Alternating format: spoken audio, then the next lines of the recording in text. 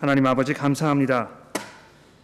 이제 저희가 주의 말씀을 듣겠사오니 주의 성령께서 저희들의 마음과 생각을 인도하셔서 이 말씀을 이해하게 하시고 또 저희가 두렵고 떨리는 마음으로 이 말씀을 받아서 우리가 어떻게 주를 섬기는, 주를 기쁘시게 하는 삶을 살 것인지 잘 분별하고 또 그렇게 살기로 결단하고 그렇게 살기 위해 필요한 영의 양식과 힘을 공급받는 그런 귀한 자리가 되도록 도와주시기를 예수 그리스도의 이름으로 간절히 기도합니다.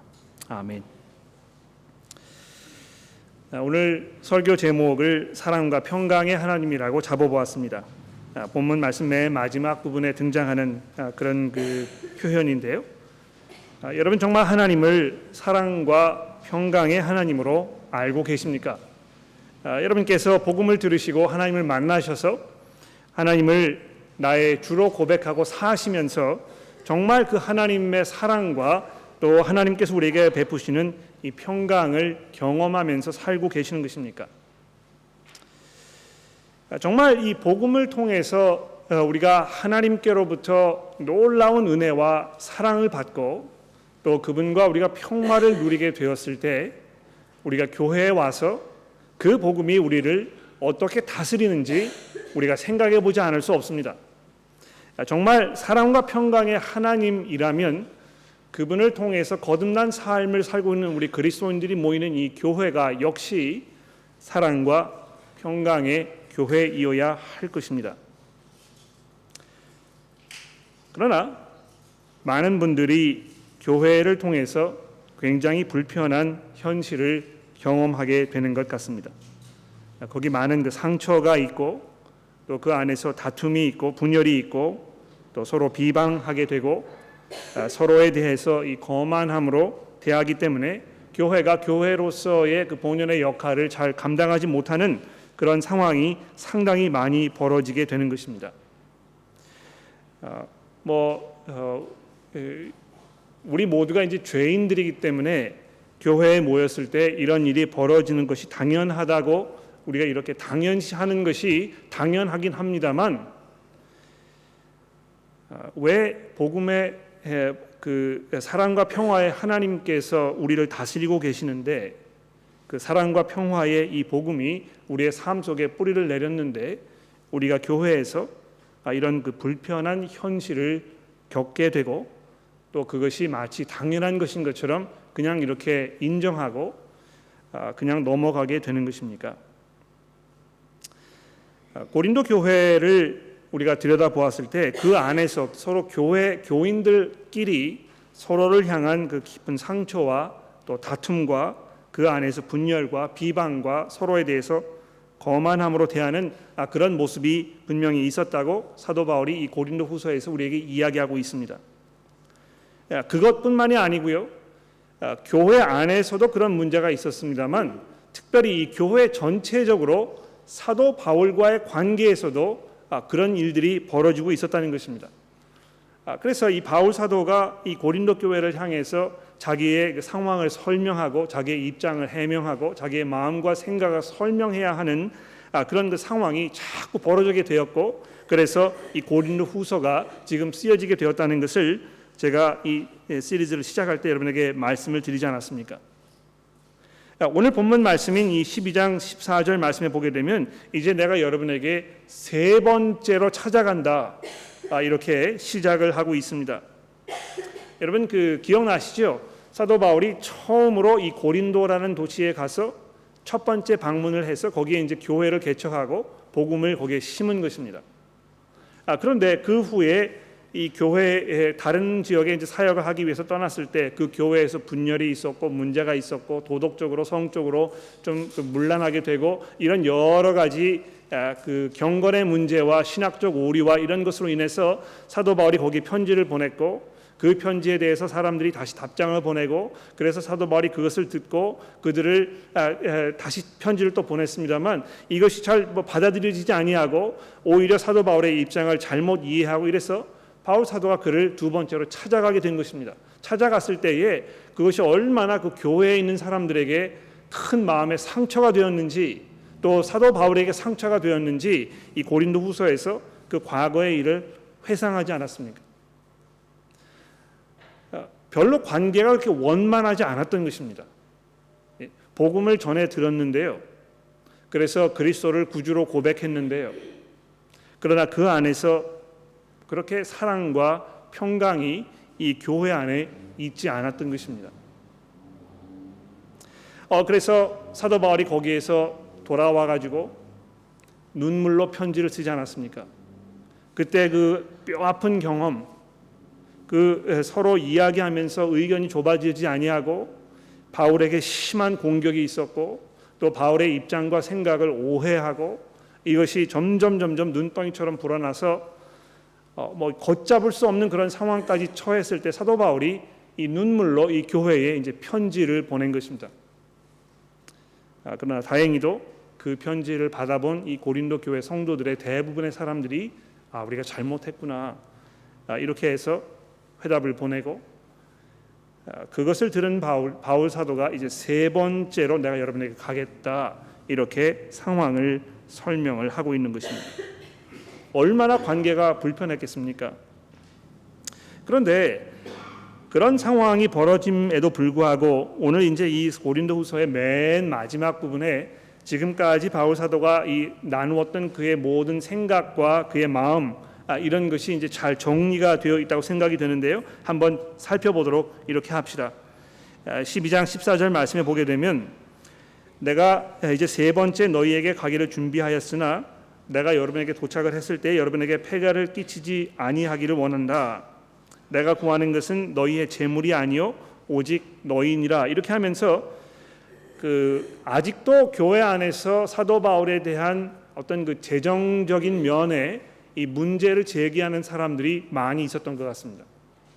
이 고린도 교회가 사도 바울의 입장을 굉장히 오해해가지고 바울 사도는 지금 이 교회로부터 어떤 이 재정적인 이익을 남기려고 그가 내리는 모든 결정과 그가 하는 모든 말과 이런 모든 것들이 이 교회로부터 돈을 끌어모으려고 하는 그런 자기 이 욕심에 지금 사로잡힌 사람이라고 사도 바울을 공격했던 것이 분명합니다. 그래서 16절 말씀해 보십시오. 하여간 어떤 이의 말이 내가 너희에게 짐을 지우지는 아니하였을지라도 교활한 자가 되어 너희를 속임수로 취하였다 하니 내가 너희에게 보낸 자 중에 누가 너희로 이득을 취하더냐? 내가 디도를 권하고 함께한 형제를 보내었으니 디도가 너희의 이득을 취하더냐? 우리가 동일한 성령으로 행하지 아니하더냐? 동일한 보조로 하지 아니하더냐? 너희가 이때까지 우리가 자기 변명을 하는 줄로 생각하는구나. 바울이 얼마나 지금 억울하고 분통이 터지고 이랬겠습니까? 근거 없이 지금 그 자기의 의도와 자기의 생각과 자기의 모든 그 원리와 원칙 이런 거를 매도하는 이 고린도 교회 성도들을 향해서 얼마나 섭섭하고 이것이 얼마나 그에게 큰 고통과 또 짐이 되었겠습니까? 거기에 대해서 사도 바울이 뭐라고 설명합니까? 15절에 보십시오. 내가 너희 영혼을 위하여 크게 기뻐함으로 내가 내 재물을 사용하고 또 내 자신까지 내어준다 이렇게 얘기하고 있습니다. 내가 여러분들에게 금품을 갈취하려고 어떤 경제적인 이익을 남기려고 한 것이 아니고 오히려 내가 가지고 있는 나의 재정적인 자원들을 사용해서 여러분들을 섬긴 것입니다.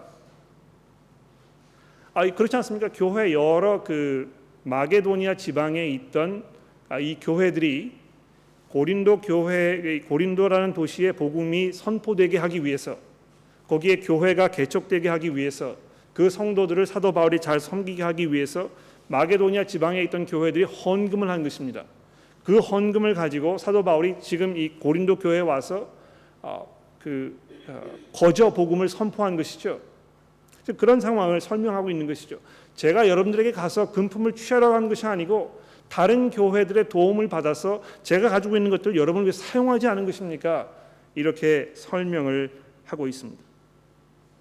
그러면서 자기가 취한 모든 행동들, 자기가 했던 그 생각들 이런 모든 것의 그 근본적인 원칙이라고 할까요?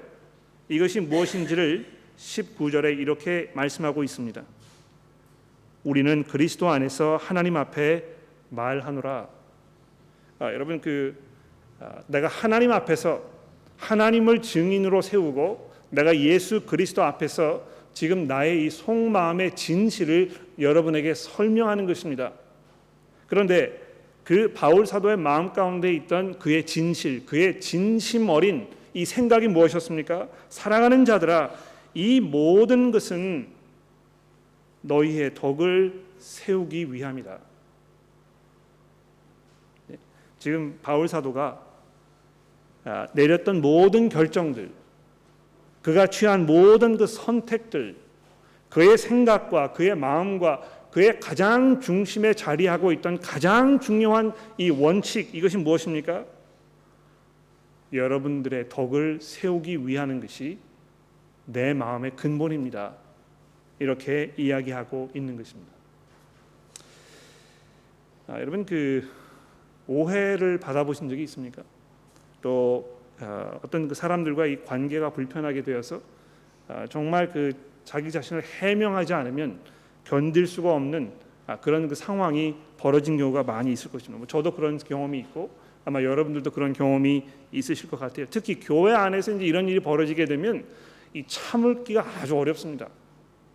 어떤 정의감이라고 할까요? 또는 이 교회 안에서 복음 때문에 우리가 얻게 된 이 관계를 너무 중요하게 생각하기 때문에 거기에 어떤 그 기대치가 높아서 이거 참 이러면 안 되겠다. 뭐 이런 생각을 가지고 자기 입장 해명하는데 굉장히 바쁘게 됩니다. 그런데 사도 바울이 그런 상황 속에서 지금 무엇을 이야기하고 있습니까? 여러분, 제가 지금 제 입장을 여러분에게 설명하려고 이러는 것이 아니고요. 여러분들의 덕을 세우기 위한 것입니다. 덕을 세운다는 이 표현이 굉장히 한국적인 이런 표현입니다. 그렇죠? 덕이라는 말이 이제 덕스럽다 하는 그런 표현에서 온 것인데, 덕을 세운다는 말이 사실 약간 추상적이고 이것이 구체적으로 뭘 이야기하는지에 대해서 잘 이렇게 감이 안 올 수가 있습니다. 그런데 이 덕을 세운다는 이 말의 가장 근본적인 의미는 무엇이냐면 집을 짓는다는 것입니다. 예.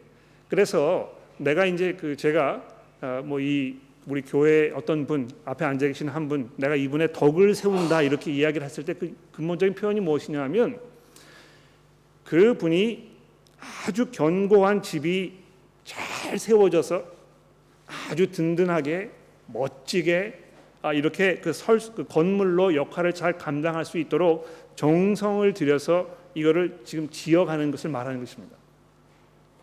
그래서 이 고린도 교회를 보면서 그 교회에 있는 성도들을 보면서 사도 바울이 지금 하려고 하는 이야기는 무엇입니까? 여러분, 무엇을 제가 하든지 간에 제가 내리는 이 결정들은, 제가 취하는 행동들은 여러분들이 정말 복음 안에서 잘 다져지고 든든하게 서가는데 제 목적이 있는 것입니다.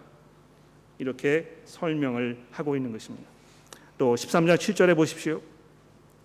우리가 하나님께서 너희로 악을 조금도 행하지 않기를 구하노니 이는 우리가 옳은 자임을 나타내고자 함이 아니라 오직 우리는 버림받은 자 같을지라도 너희는 선을 행하게 하고자 함이라. 또 이해가 되십니까, 여러분? 우리가 옳다, 내가 지금 가지고 있는 내 생각, 나의 입장, 이런 것이 흠이 없다는 것을 여러분에게 증명하려고 이렇게 하는 것이 아니고, 오히려 우리가 버림받은 자처럼 이렇게 되더라도 여러분들이 선한 것을 행하게 하는 것이 제 근본적인 목적입니다. 또 8절에 보십시오. 우리는 진리를 거슬러 아무것도 할 수 없고 오직 진리를 위할 뿐이니 우리가 약할 때에 너희가 강한 것을 기뻐하고 또 이것을 위하여 구하니 곧 너희가 온전하게 되는 것이라. 이 사도 바울의 이 진심이 여기에 담겨 있습니다. 그렇죠? 무엇이 그를 다스리고 그를 지배한 것입니까? 사도 바울의 마음 가운데 있었던 가장 중요한 그 생각, 이것이 무엇입니까? 여러분들이 온전하게 되는 것입니다. 여러분들이 복음 안에서 든든하게 서가는 것입니다.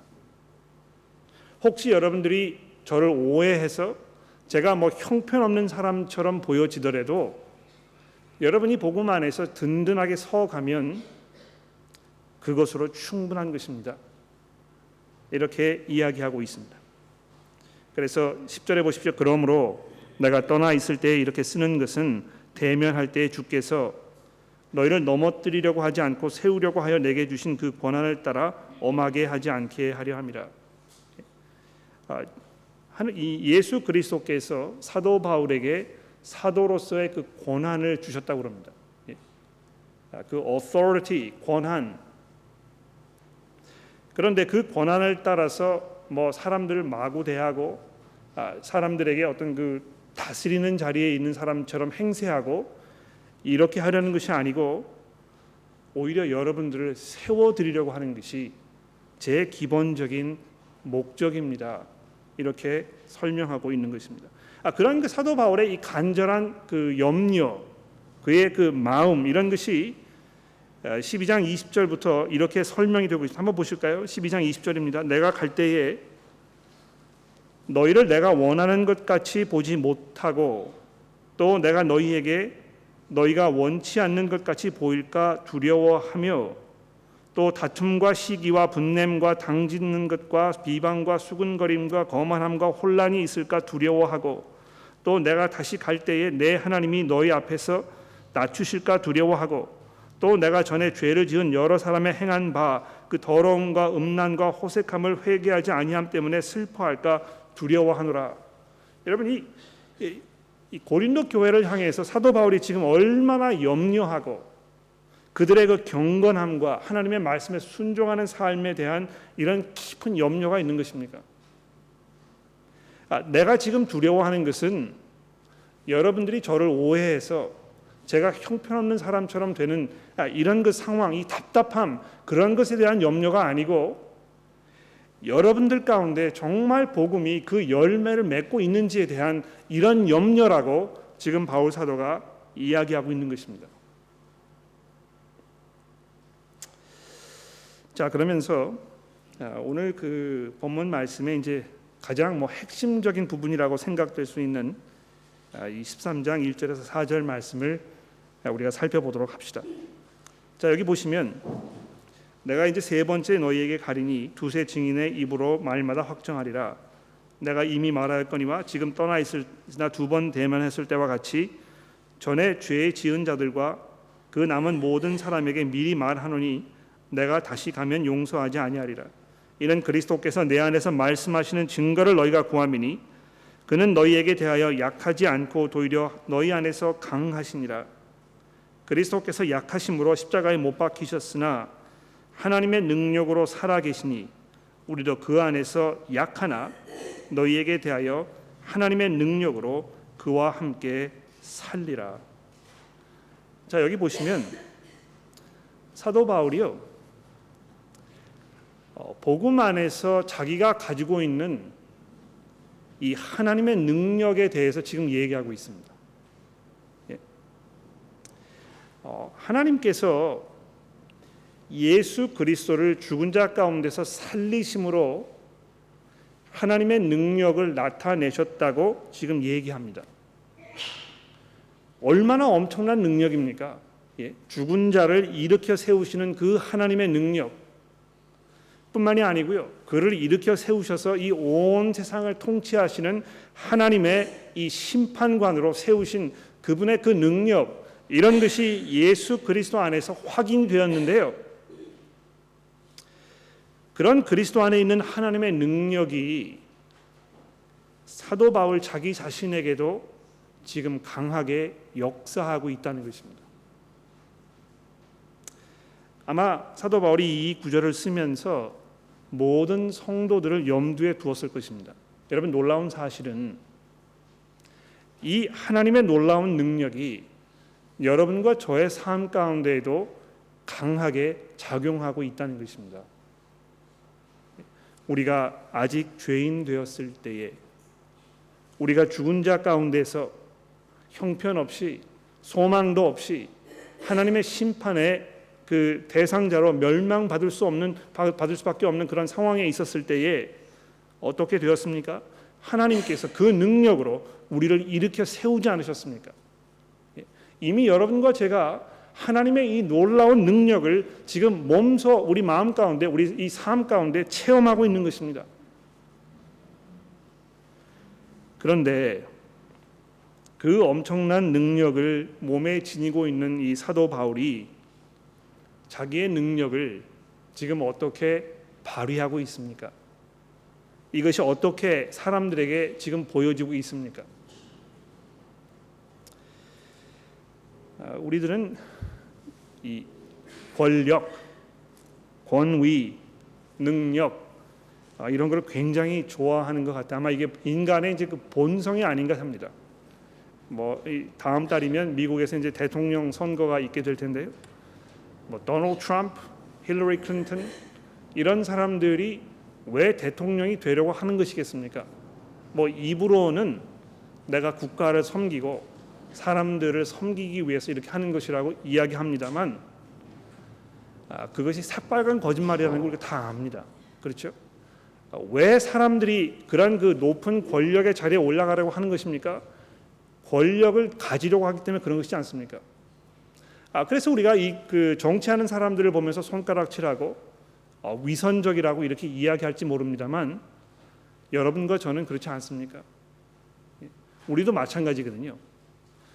우리도 사람들에게 인정을 받고 싶고 우리도 사람들을 이렇게 다스리면서 살고 싶고 내가 어떻게 해서든지 간에 남보다 앞선 자리에 있는 것처럼 생각이 되고 그래서 누가 나를 무시하면 참을 수가 없고 이렇게 되는 거 아닙니까? 도대체 나를 뭘로 생각하기 때문에 나를 이런 식으로 대하는 거야? 이렇게 하는 것이 우리 인간의 기본적인 생각입니다. 그런 것들이 교회 안에서도 여러 가지 방법으로 자꾸 표현되게 되어 있거든요. 그러나 이 시간에 예수 그리스도의 복음을 우리가 생각해 봅시다. 그는 근본 하나님의 본체시나 하나님과 동등됨을 취할 것으로 여기지 아니하시고 자기의 몸을 비워 이 땅에 오셔서 죽기까지 순종하셨으니 곧 십자가의 죽으심이라고 사도 바울이 이야기하고 있습니다. 우리는 이 권력을 쥐려고 하지만 그리스도께서는 그것을 내려놓으시고 오히려 여러분과 저의 구원을 위하여서 자기를 아낌없이 내어주신 것입니다. 우리가 그 복음을 이해하고 있다면, 우리가 그 복음을 믿고 있다면, 우리가 그 안에서 살고 있다면, 우리가 정말 그 하나님을 사랑과 평화의 하나님으로 알고 있다면 우리는 과연 교회에서 어떻게 형제 자매들을 대해야 할 것인가, 이것이 아주 분명하게 나타나는 것 같습니다. 고린도후서를 정리하면서 세워주기라는 그 단어를 쓰는 것이 굉장히 적절한 그런 때인 것 같습니다. 아마 이 세워준다는 이 말이요, 사도 바울이 이 교회를 생각했을 때 가장 먼저 떠올랐던 단어가 아닌가 이렇게 생각이 됩니다. 왜 우리가 교회를 오는 것입니까? 여러분 오늘 교회 아침에 왜 오셨습니까? 왜 교회를 가는 것이 중요하다고 생각하십니까? 하나님을 예배하기 위해서 그렇습니까? 여러분 사실 하나님을 예배하는 것은요, 우리가 어디에서든지 언제든지 아주 자유롭게 할 수 있습니다. 예전에는 특정한 장소에서 특정한 사람이 거기에 있어야만 하나님을 예배할 수가 있었습니다. 그렇지 않습니까? 예루살렘에 가서 거기 그 대제사장의 중재를 받아가지고 제물을 바침으로 인해서 하나님을 예배할 수가 있었던 것입니다. 그렇게 하지 아니하면 하나님께 나아갈 수가 없고, 그래서 해마다 날마다 달마다 이 이스라엘 백성들이 이 그 제사를 지내지 않을 수 없었던 것입니다. 그것이 예배를 드리는 방법이었거든요. 그러나 그리스도께서 이 땅에 오셨을 때 어떤 변화가 일어났습니까? 우리가 이제 진정으로 우리의 이 그 영과 진리로 하나님을 예배할 수 있게 되었다고 이렇게 예수께서 지금 말씀하고 계시는데요. 이 영과 진리로 드리는 그 예배가 무엇입니까? 어떤 장소에 구애받고 어떤 시간에 구애받는 그런 예배를 말하는 것이 아니고요. 정말 우리가 우리의 삶을 산 제사로 하나님께 드리는 그 순종의 삶을 말하는 것입니다.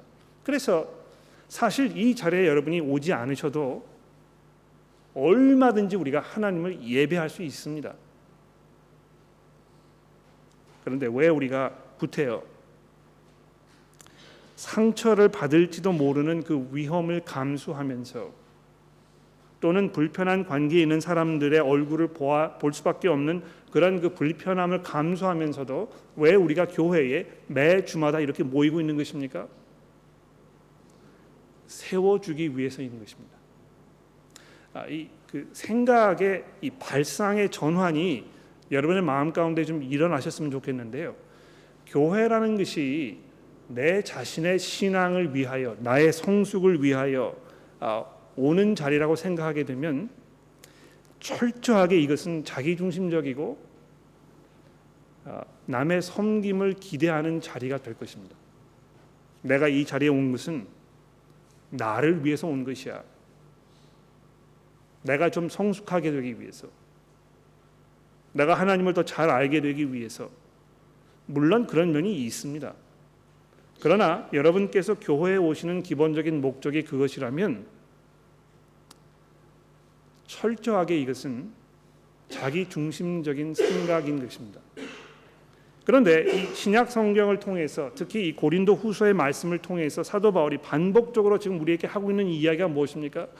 여러분, 제가 지금 이 자리에 있는 것은 나를 위해서가 아니고 여러분을 위해서인 것입니다. 복음이 여러분의 삶 가운데 각인되고 여러분의 삶이 변화되고 여러분이 선한 일을 할 수 있도록 하기 위해서 내가 철저하게 내 자신을 내려놓는 것입니다. 그래서 교회를 오시는 근본적인 목적은 무엇입니까?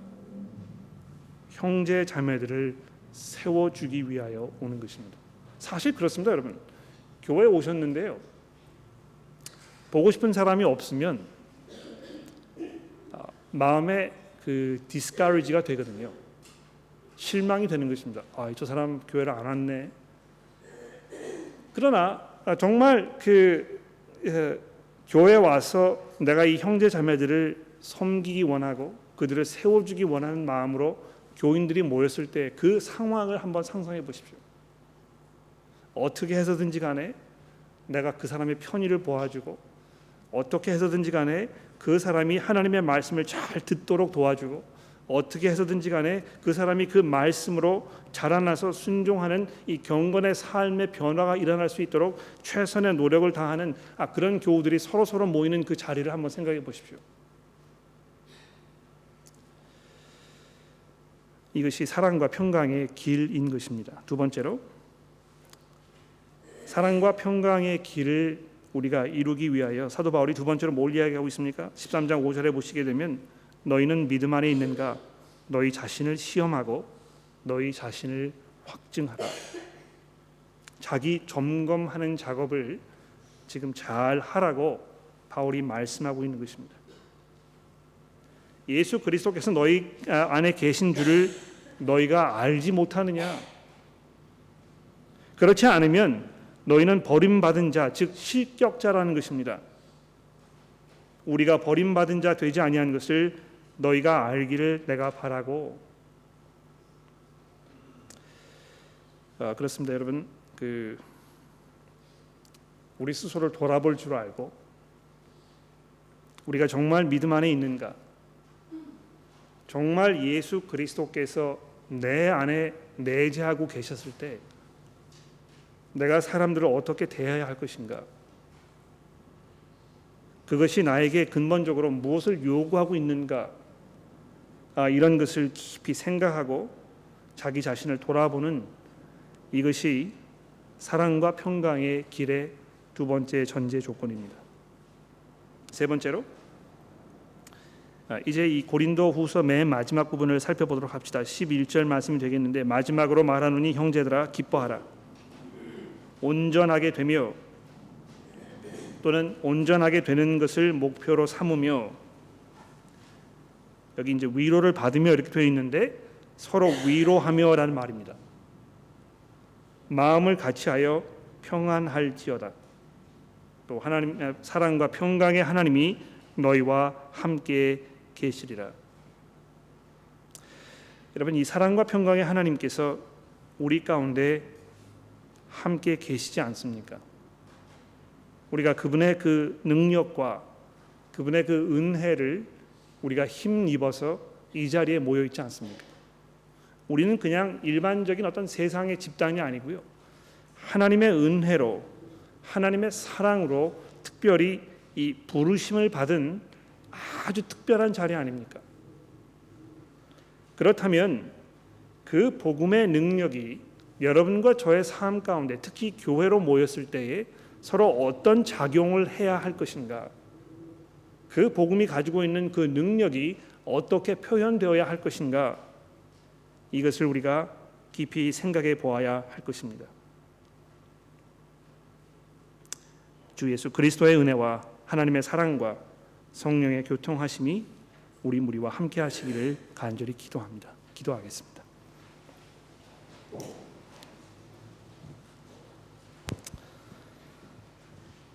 하나님 아버지,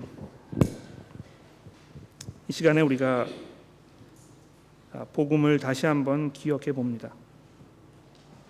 사랑과 평강의 하나님께서 저희들에게 사랑과 평강을 허락하시기 위하여 예수 그리스도를 이 땅에 보내셨던 그 놀라운 사건을 우리가 이 시간 기억합니다. 하나님, 이것이 그냥 어떤 지식으로 남아있는 그런 힘없고 보잘것없는 옛적의 그 이야기가 아니고, 이 가운데에서 하나님의 그 능력이 강하게 우리 가운데 역사하고 계신다는 사실을 우리가 이 시간 기억해 봅니다.